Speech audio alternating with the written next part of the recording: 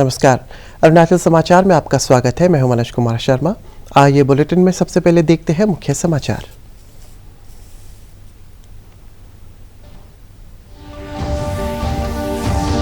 प्रधानमंत्री नरेंद्र मोदी ने पर्यावरण मंत्रियों के राष्ट्रीय सम्मेलन को किया संबोधित। राज्यों से पर्यावरण संरक्षण में सर्वोत्तम कार्यप्रणाली को सीखने और उन्हें पूरे देश में सफलतापूर्वक लागू करने का किया आग्रह।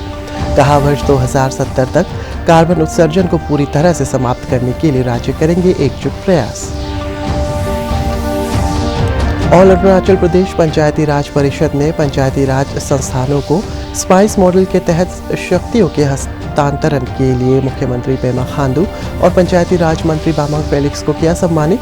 मुख्यमंत्री ने कहा, पंचायती राज संस्थान राज्य में ग्रास रूट लेवल पर नागरिकों के सशक्तिकरण में दे रहे हैं महत्वपूर्ण योगदान। अरुणाचल प्रदेश के मुख्य चुनाव अधिकारी कार्यालय ने आधार को वोटर आईडी कार्ड से जोड़ने के विषय पर जागरूकता कार्यक्रम किया आयोजित। मुख्य चुनाव अधिकारी पद्मिनी सिंगला ने कहा, किसी भी मतदाता का नाम देश में एक ही जगह मतदाता सूची में हो दर्ज, ये सुनिश्चित करने के लिए चलाया जा रहा है अभियान।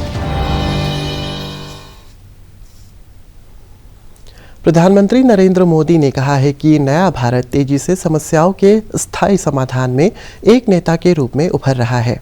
उन्होंने कहा है कि भारत अंतर्राष्ट्रीय सौर ऊर्जा गठबंधन से लेकर जीवन शैली जैसे कार्यों में अग्रणी है।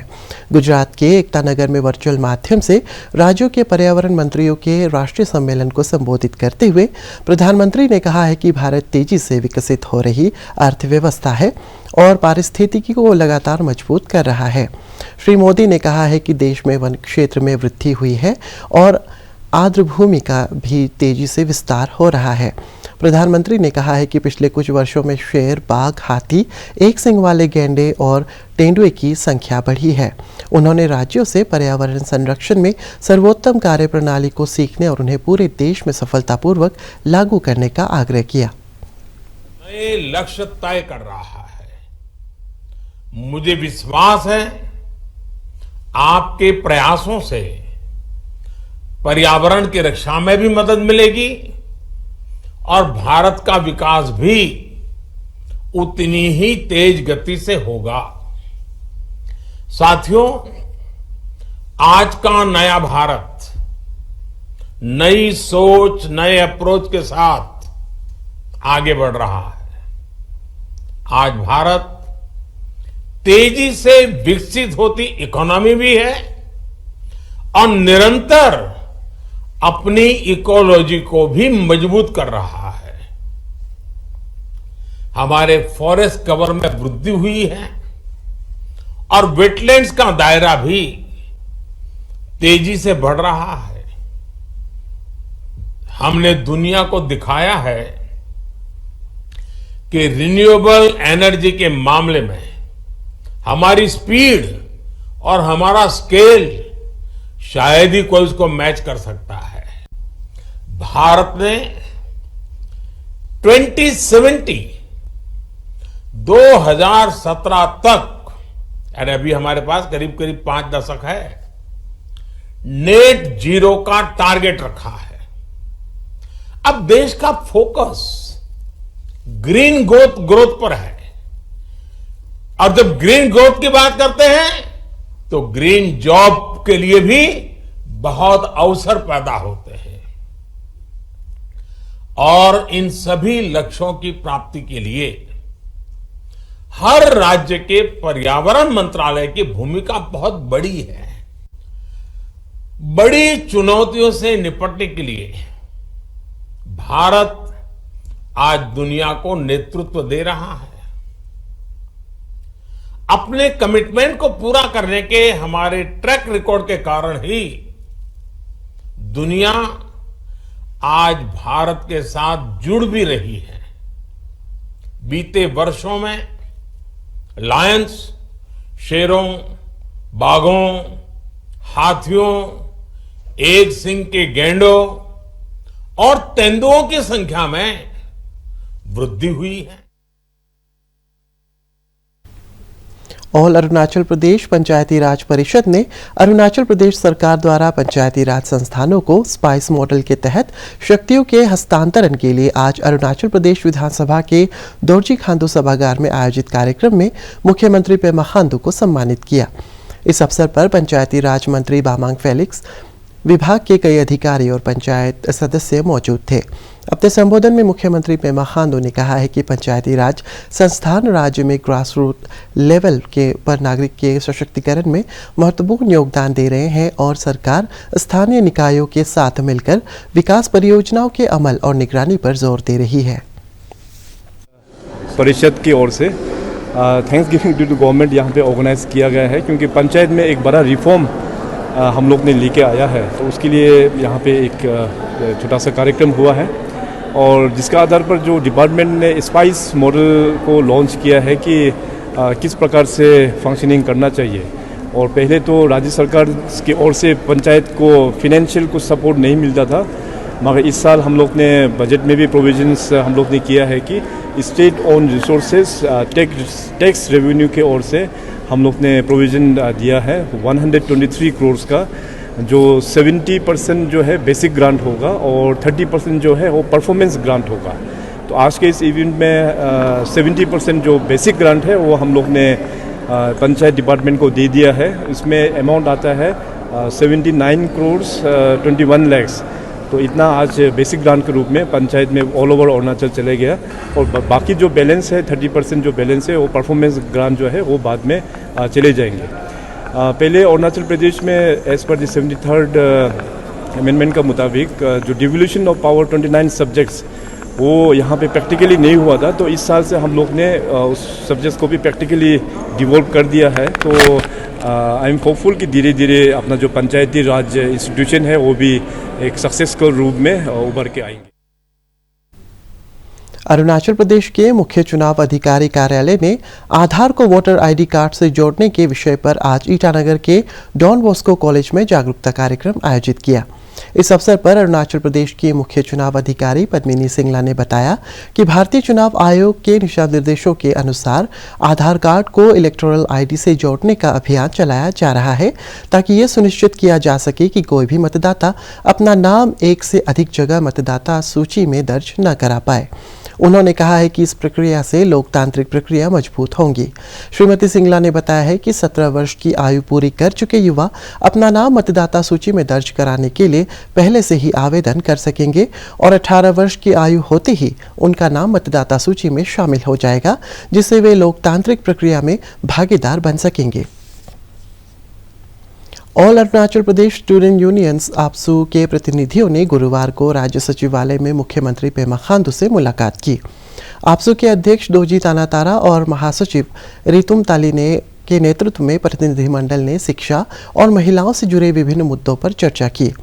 अरुणाचल प्रेस क्लब ईटानगर में संवाददाताओं को संबोधित करते हुए आपसू के प्रतिनिधियों ने मुख्यमंत्री के साथ बैठक में उठाए गए मुद्दों के बारे में जानकारी देते हुए कहा कि राज्य में शिक्षा क्षेत्र में आधारभूत सुविधाओं के विकास, पर्याप्त संख्या में शिक्षकों की नियुक्ति सहित छात्रों के कल्याण से जुड़े विभिन्न मुद्दों पर चर्चा की गई। जो हमारा गवर्नमेंट ऑफ अरुणाचल प्रदेश, हमारा ऑनरेबल चीफ मिनिस्टर को हमने कल सबमिशन कर दिया। अब सबको पता है अरुणाचल जो है किस किस चैलेंज में है। एक एजुकेशन है, एक हेल्थ है, जो आपसू का सबसे बड़ा मुद्दा है जिस पे आपसू काम करता है।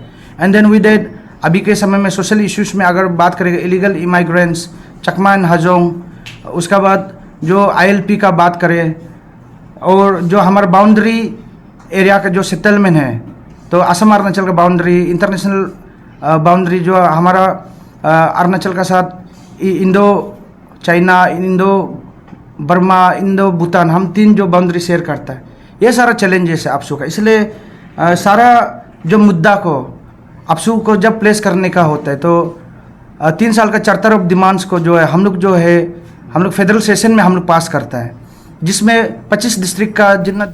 Arunachal Pradesh public service commission APPSC की A सिविल भर्ती परीक्षा के पेपर लीक मामले की CBI जांच की मांग को लेकर आज प्रतिभागियों ने धरना प्रदर्शन किया। इस मुद्दे पर गठित प्रतिभागियों की समिति ने सरकार से आयोग के सभी सदस्यों को बदलने और 2014 से लेकर अब तक APPSC की सभी भर्ती परीक्षाओं की जांच CBI से कराने की मांग की है। हालांकि राज्य मंत्रिमंडल की हाल ही में बैठक में APPSC A सिविल भर्ती परीक्षा की जांच के लिए उच्च स्तरीय समिति के गठन और इस समिति की रिपोर्ट के आधार पर सख्त कार्रवाई का निर्णय लिया गया। लाइफ टाइम एक आदमी का जो एक अपना डिवोशन, एक हर किसी का सपना होता है कि लाइफ में एक बार ये APPSC एग्जाम को क्लियर करे। वो सबसे क्रीमी स्टूडेंट्स लोग का एग्जाम है और वो जो लड़का लड़की उधर में मिल जाता है, समाज में उसका कुछ और ही दर्जा है। भले तकित जरा किया होगा, तमासारो किया होगा। Who is the chairman? Nipo Nabam है कि नहीं? तो अभी चेयरमैन नहीं बच सकता है। निपो नाबम जो है, he should have all the responsibility। प्रधानमंत्री जन आरोग्य योजना को 23 सितंबर 2018 में लागू किया गया था। इस योजना के तहत आयुष्मान कार्ड होल्डर्स के परिवार को प्रति वर्ष पंजीकृत अस्पतालों में 5 लाख रुपए तक के निःशुल्क इलाज की सुविधा मिलती है।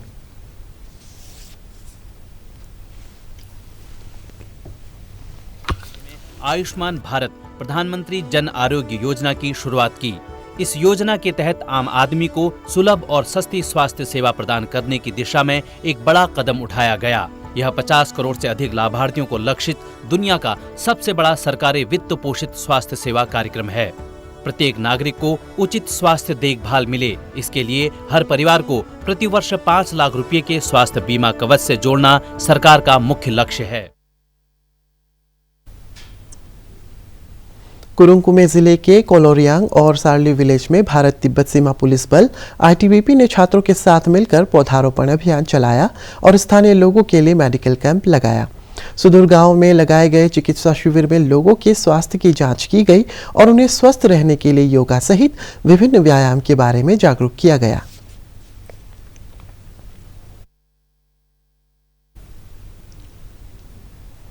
त्रिपुरा के पूर्व मुख्यमंत्री बिप्लब कुमार देब राज्यसभा सांसद चुने गए हैं। त्रिपुरा में गुरुवार को राज्यसभा की एक सीट के लिए उपचुनाव हुआ था, जिसमें उन्होंने जीत हासिल की। उपचुनाव में बिप्लब कुमार देब ने CPM उम्मीदवार और पूर्व वित्त मंत्री भानुलाल साहा को 28 वोटों से हराया। त्रिपुरा के पूर्व CM को 43 वोट मिले, जबकि CPM उम्मीदवार साहा को 15 वोट से ही संतोष करना पड़ा। मुख्यमंत्री पेमा खांडू ने बिप्लब कुमार देब को राज्यसभा चुनाव में जीत पर बधाई दी है।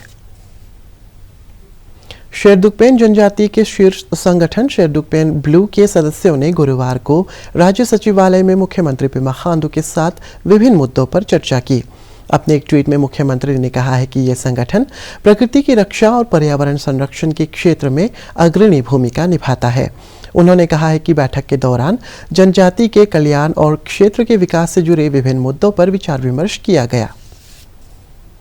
चांगलांग जिले के रांगकातू गांव में जिला उपायुक्त, पुलिस अधीक्षक और EAC ने पंचायत सदस्यों, गांव बूढ़ा और महिला समूहों के साथ मिलकर युवाओं को शिक्षा पर ध्यान देने और नशे की लत से दूर रहने के लिए प्रोत्साहित किया। इस अवसर पर लोगों को ड्रग अब्यूज और गांव के विकास से जुड़े विभिन्न विषयों के बारे में जागरूक किया गया और एकजुट होकर मादक पदार्थों के खिलाफ मुहिम से जुड़ने की शपथ दिलाई गई।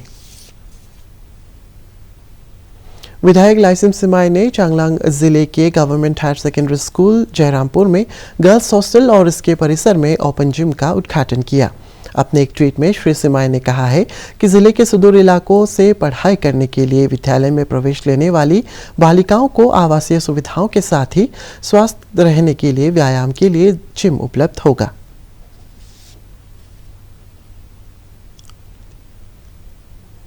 लोंगडिंग जिले के चातिंग विलेज में जल जीवन मिशन के तहत नल के जरिए हर घर में जल पहुंचाने से लोगों को अब जल के लिए घर से दूर नदी और झरने में नहीं जाना पड़ रहा है। पब्लिक हेल्थ इंजीनियरिंग और वाटर सप्लाई डिपार्टमेंट द्वारा गांव के लोगों के साथ मिलकर लागू की गई इस योजना से अब हर घर में पर्याप्त जल उपलब्ध हो रहा है। कि इस राज्य को उगते सूरज की भूमि के नाम से भी जाना जाता है। यहाँ के गांव और उनके निवासी अपनी विविध संस्कृति और जीवन शैली के लिए प्रसिद्ध हैं। ऐसा ही एक गांव है चातिंग, जो कि अरुणाचल के लोंगडिंग जिले में स्थित है। इस गांव में जल जीवन मिशन यानी JJM के कार्यान्वयन से बड़े पैमाने पर परिवर्तन आया है। हम लोग के बस्ती में JJM आने के बाद हर घर में पानी अच्छा से मिला है। एक समय था जब ग्रामीणों को यहाँ पानी की कमी का सामना करना पड़ता था। जल जीवन मिशन के आगमन से गांव में परिवर्तन आया और अब यहाँ हर घर में नल का कनेक्शन लग गया है। बस्ती में बस्ती वाला लोग बुरा बुरी लोग कम से कम अपना घर से 2-3 किलोमीटर डिस्टेंस नदी से बुक के कितना लाता था, कितना तकलीफ था। लेकिन अभी ये जन जीवन मिशन प्रोजेक्ट देने के बाद में कितना सुविधा मिला है। चातिंग इस मिशन के उद्देश्यों को पूरी तरह से लागू करने वाला अरुणाचल प्रदेश का ऐसा पहला गांव है। जल जीवन मिशन के तहत यहाँ की हर एक बस्ती के लिए योजनाएं शुरू की गईं। इसके अलावा जल शोधन और उसके भंडारण के लिए headwork, sedimentation tank, filtration tank और साफ पानी के जलाशय का निर्माण इस योजना के एक महत्वपूर्ण घटक थे। इनके निर्माण के निष्पादन की देखरेख भी जन स्वास्थ्य अभियांत्रिकी विभाग और जलापूर्ति विभाग द्वारा की गई। लेकिन इसमें चुनौतियां भी कई आईं। चूंकि गांव दूर दराज था, इसलिए विभागों को वहां पाइप और निर्माण सामग्री पहुंचाने में कठिनाई होती थी। चातिंग बहुत ही पहाड़ी इलाका है। इसमें JJM का जो काम इम्प्लीमेंट करने के लिए बहुत ही चैलेंजिंग टास्क था डिपार्टमेंट के लिए। फिर भी टाइम में कंप्लीट कराया है। टैंकी के लिए जितना मटेरियल्स लगता है, जैसे कि रोड हो गया, सीमेंट बालू हो गया, ये सब चीज़ें जो है हम लोग हेडक्वार्टर भी नहीं मिलता है, तो असम से लाना पड़ता है। असम से यहाँ से सपाखटी पकड़न से लगभग यहाँ पहुँचने के लिए 65 to 66 किलोमीटर पड़ता है। जल जीवन मिशन का एक और अहम पहलू है कि ग्राम पंचायत गांव में जलापूर्ति के बुनियादी ढांचे के प्रबंधन, संचालन और रखरखाव के लिए जिम्मेदार होती है। इसके लिए चातिंग गांव की 5 महिलाओं को पानी की गुणवत्ता के परीक्षण के लिए फील्ड टेस्टिंग किट के उपयोग में प्रशिक्षण दिया गया। साथ ही ग्राम पंचायत के तहत ग्रामीणों ने जल ग्रहण क्षेत्र की सुरक्षा के लिए एक संकल्प बनाया है। आपका बस्ती का वाटर कैचमेंट एरिया को प्रोटेक्शन करेंगे आप लोग? करेंगे। वाटर टैरिफ जो आपका कलेक्शन मंथली कलेक्शन होगा वो देंगे आप लोग?